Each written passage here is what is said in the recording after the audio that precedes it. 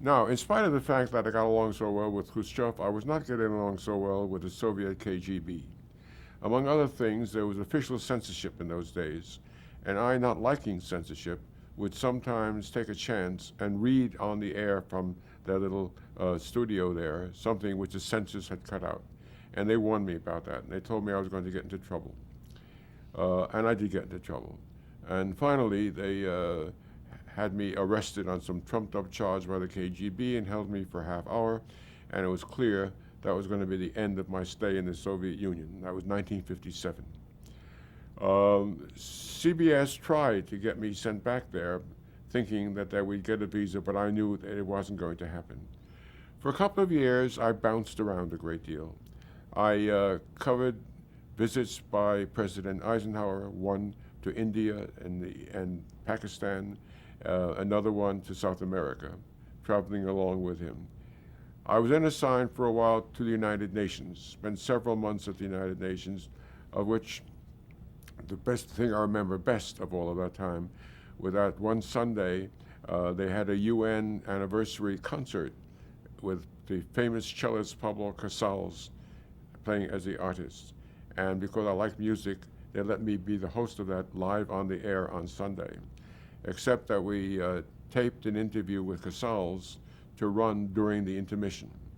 And what I remember of that was that he was playing an all Bach concert. And I said to him, Maestro, why do you play Bach so much?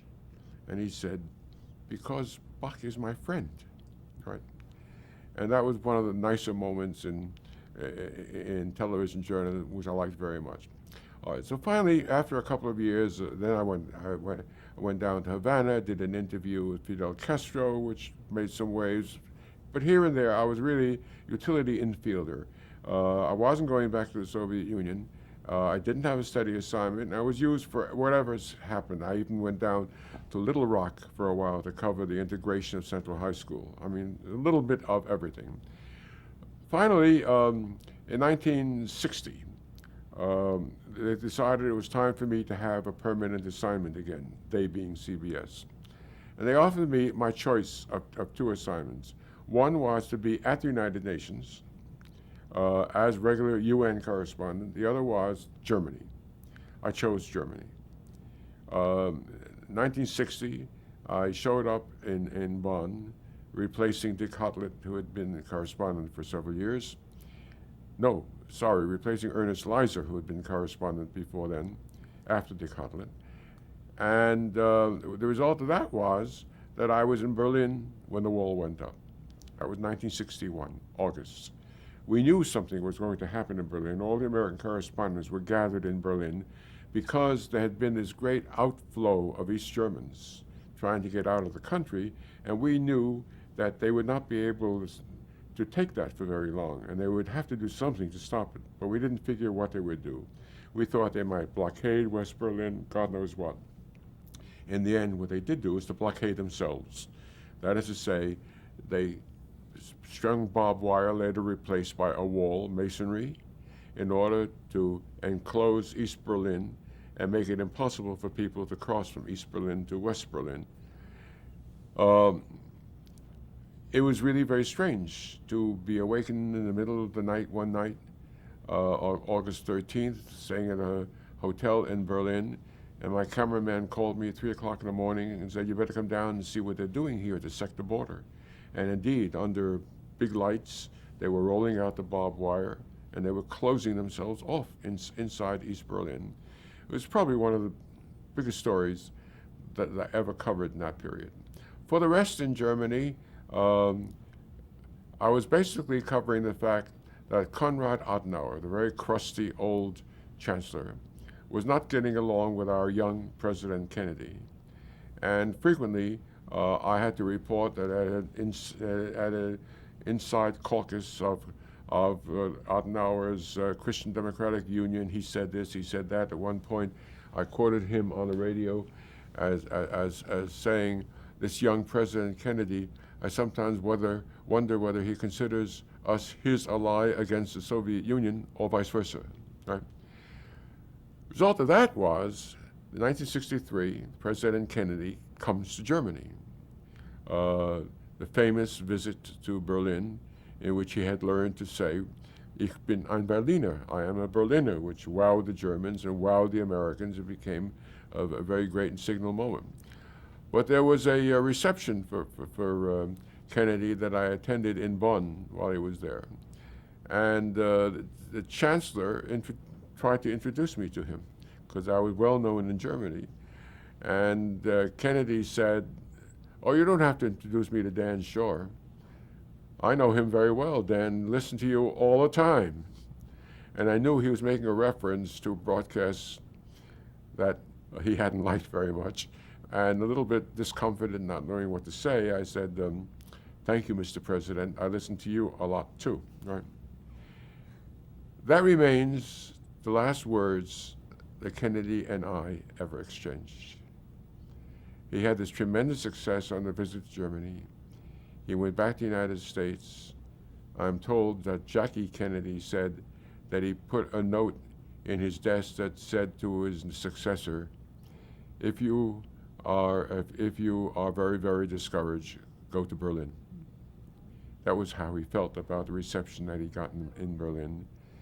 And for me, it was, what a way to go. I mean, this whole idea that all that we could remember of each other was that I had been reporting that the West German government was having problems with him. Okay, so that was that. But I did some other things while I was stationed in Germany. I was in Germany, but my assignment was Germany and Eastern Europe, everything west of the Soviet Union. So I went to Poland often. I did reports from Poland. I did a documentary from Poland. I had done one from Hungary. I went to Bulgaria. I went to every Soviet-occupied East European country except Albania, which I couldn't get into. All of these was simply to show America what was going on. I went to did an hour documentary called Satellites Out of Orbit, joke. I was trying to show how Czechoslovakia in its way and Romania in its way were trying to break loose from the dead hand of Stalinism coming from Moscow. All of these I enjoyed doing, all the rest, but I want to tell you only one anecdote of one of those documentaries.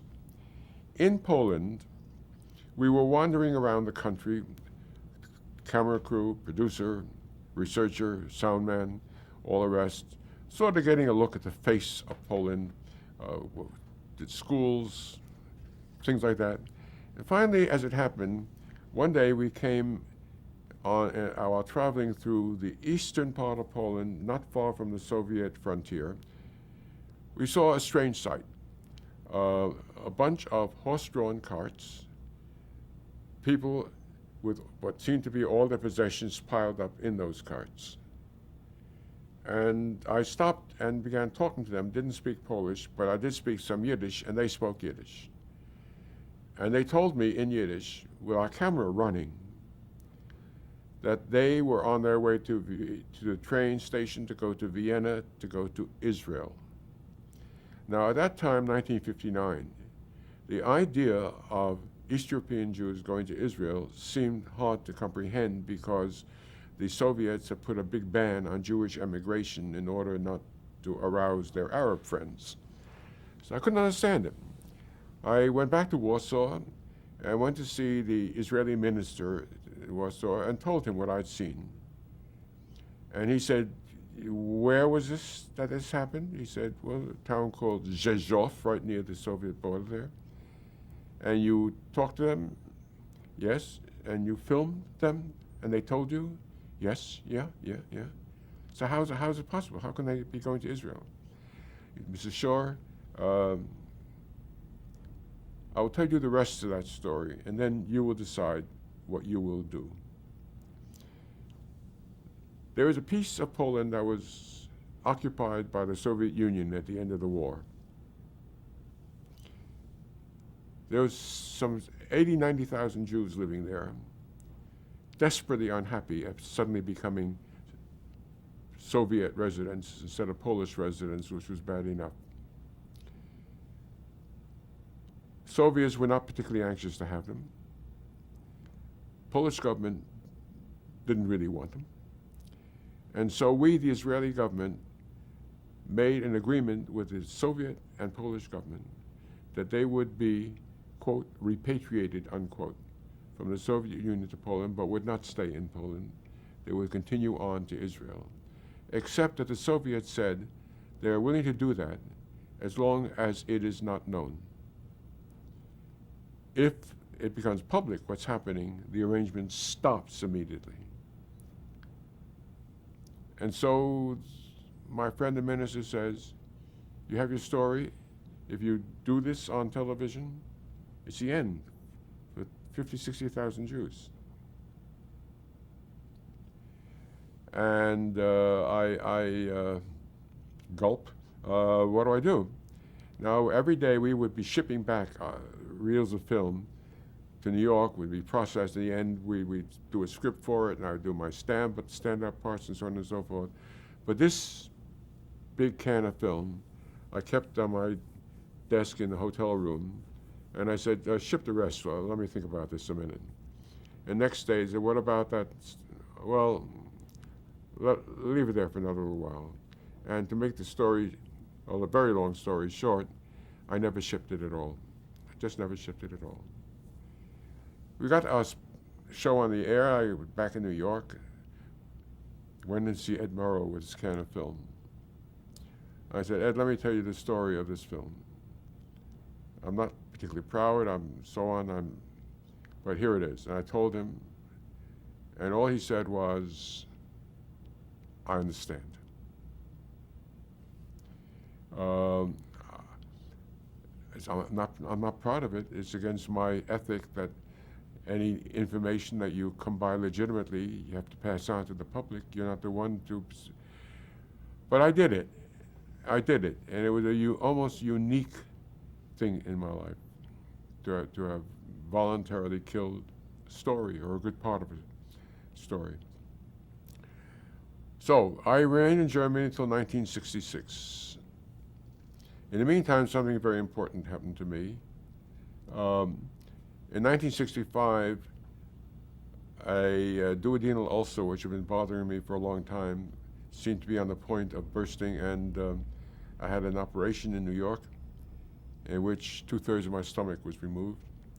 Some of it grew back, but the point was that I no longer had this annoying ulcer, which had, I realized, dominated my whole life up until then. Now I felt I could do things like making a dinner date for 2 weeks later without worrying about whether I'd have an ulcer attack that night, all that kind of thing. And it changed. I wouldn't bother telling you something so purely personal, except it also changed my professional life as well. I could now travel more. I could now, with some assurance, go places, do things, and all the rest of it. And I could also meet a woman and finally get married at the age of 50. And come home from Germany in '66. It had been a great 20 years of being a foreign correspondent, and now time to become re-Americanized. First question was, Fred Friendly, who was the then news director, wanted me to be stationed in New York.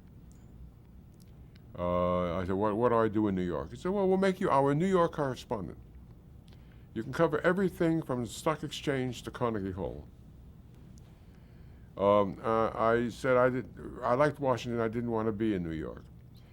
He said, why not? I said, well, among other reasons, because you're here. I like to have some distance between me and my boss.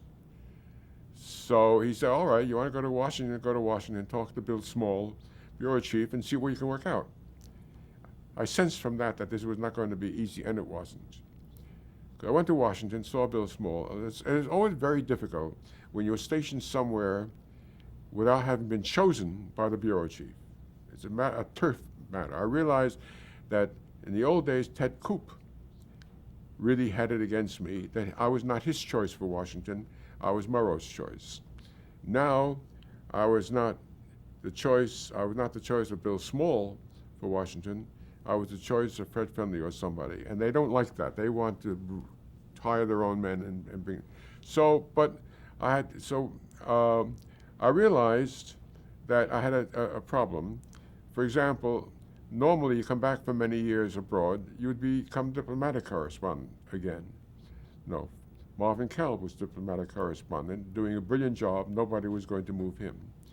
Well, Pentagon maybe. Bob Schieffer was at the Pentagon doing a brilliant job, and nobody was going to move him. White House was Dan Rather. So the three principal Washington assignments were far, far out of reach. Small said to me, so what do you want to do? What kind of assignment would you like? And I finally said, I'll cover all those things which I think we are not covering very well, television as a whole. He said, what does that mean? I said, poverty, civil rights, environment, this whole bunch of things that are called the Johnson Great Society program. He said, hey, go ahead and do it. I don't think we get on the air very often, but go ahead and do it. So I went ahead and did it. And I did get on the air a fair amount, to a point where NBC, which didn't have a correspondent in that area, had to appoint one to keep up with us. I was doing pretty, I don't want to boast, but I was managing to make them interested in things like environment and welfare and some of the civil rights issues like that. And so then in a couple of months after coming home, I met the lady who is now my wife, mother of our two children, and sort of settled down more or less ever since that time in Washington to be a Washington correspondent until I ran into trouble with my own employer, CBS. And let me take a breather for a moment.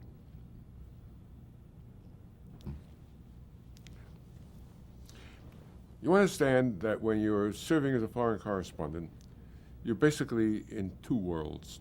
One is the world of daily news coverage. You keep up with things, you do them for radio, you do them for television. The other, which is much more immensely interesting, is working on longer documentaries, where you can really go into some depth on a subject. And also you can work with some of the great producers that CBS had. As for example, when I wanted to do this Czechoslovakia and Romania with Bill McClure, one of the great producers at CBS over a many long period of years. Sometimes he would come in with ideas. For example, he once came to me and said, before you leave Germany, why don't we do a big wrap-up of the whole Adenauer era? And so we did that, and we managed, thanks to Bill and his way of getting people to work on getting things, managed to get Adenauer in his 80s and ready to retire, to sit down for like 12 hours of filmed interviews with us in order to make a 1-hour documentary with Adenauer pictures. They went back into the library. They got Adenauer in Cologne when he was the mayor of Cologne before World War I. A marvelous piece of work, which was more producers' work than it was correspondence work, and I enjoyed being a part of it. We did this hour-long thing called Germany Since Hitler, Adenauer Sums Up. And that was very, very good. Fred Friendly was the one, as producer, who managed to impel me into trying to do a documentary on East Germany. I told him they would never let us in. He said, let's try. And we tried, and we got in. And we did a documentary on East Germany called East Germany, The Land Beyond the Wall. No one had done it before. And got lots and lots of rave notices and all the rest of it. It was, for me, memorable for one small incident, which I think I have to tell you. Our stay in East Germany concluded with an interview with the East German communist boss, Walter Ulbricht, very nasty type of man, who did not appreciate my questions. And at one point, he blew up on camera and began yelling at me and saying that this was uncivil, he wouldn't stand for it, so on and so forth. And finally, Schluss, es ist beendet. The interview was over, and he stalked out of the room while the camera was running, which I thought was pretty great. It was a marvelous ending for. And so we went on the air. About a week later or so, after the show went on the air, I was in Paris with my European colleagues for lunch with Bill Paley. He used to come over to Paris every year and invite all the European correspondents to lunch. And he says to me, Dan, that was a good documentary you did in East Germany, but you want to know what impressed me the most? I said, no, so what? He said, when this East German, this Fink, this communist guy, were yelling at you that way, so menacingly, the way you sat there nodding quietly and serenely, nodding back at him. So I giggled. And he said, what's so funny? He said, Mr. Paley, you must know that when you the shots you saw of me nodding serenely were cutaway shots that we shot later. He said, what? What are cutaway shots? I said, well, sir, you know, we only have one camera, and the camera is usually on the person being interviewed, and when it's all over, we reset the lights and then I sort of re-ask some of the questions, and then I give a series of standard reaction shots to help edit the film. And he said, like what? He said, sir, you want me to show you reaction shots? And he said, yeah. How do you do that? I said, well, there are basically three kinds. One is somebody saying something that you find quite sympathetic. So you go. The other is you're not sure how you feel about it. You're quite neutral. The other is somebody says something, you don't really like it at all, so you sort of go. And Paley said, and you do that afterwards, and you put it in like that. I said, well, that's what's known as cutaways. He said, but is that honest? And I didn't know what to say. I said, sir, as you asked the question, it's not honest, but this is your network where I learned to do this. And he sent cable to New York banning cutaway shots. And they banned cutaway shots for the next 24 hours. 24 hours. Yeah. Paley wants us to, why didn't Paley leave us alone? All right. So, also, there were another group of people that I loved working with, and those were called the 20th century people. The executive producer was Bud Burton Benjamin, working with a producer with whom I worked very, very often, Isaac Kleinerman. And what we would do would be he'd come over, we'd shoot things, he'd tell me what he'd like, I'd tell him what I like, we'd put things together and all the rest of it.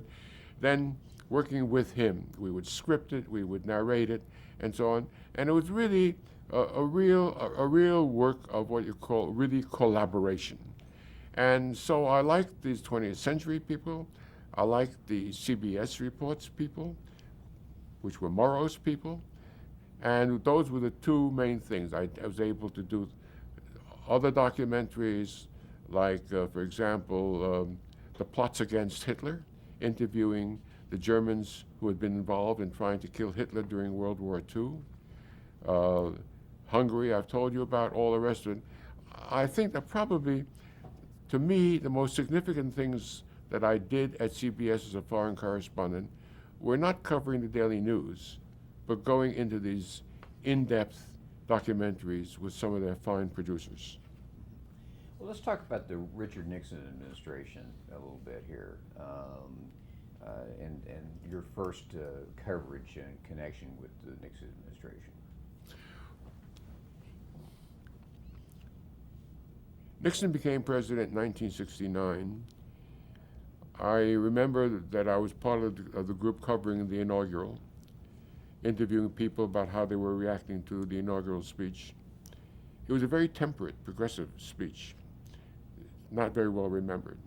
That was a speech where he told about having seen during the campaign a young woman in a crowd in an Ohio rally holding up a sign that said, "Bring us together." And he said, I remember that, and that is my mission, is to bring us together. We were talking then about a nation divided by the Vietnam War, by civil rights, by white backlash against civil rights, and he was saying that he wanted to bring us together. And he did some fine things, which I was very glad to report. Uh, he started the EPA, Environmental Protection Agency. People don't remember that. He promised to end hunger in America and began to work on getting food stamp programs in all the counties that didn't have food stamp programs. And then, of course, the great breakthrough to communist China by a guy who was supposed to be a Republican conservative, who was a quite historic moment. And all this was fine during the early years. I think something happened to him as he began to approach 1972 and re-election.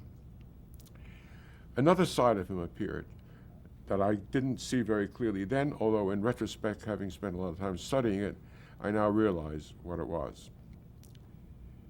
He had a paranoid side to him. And the paranoid side saw enemies.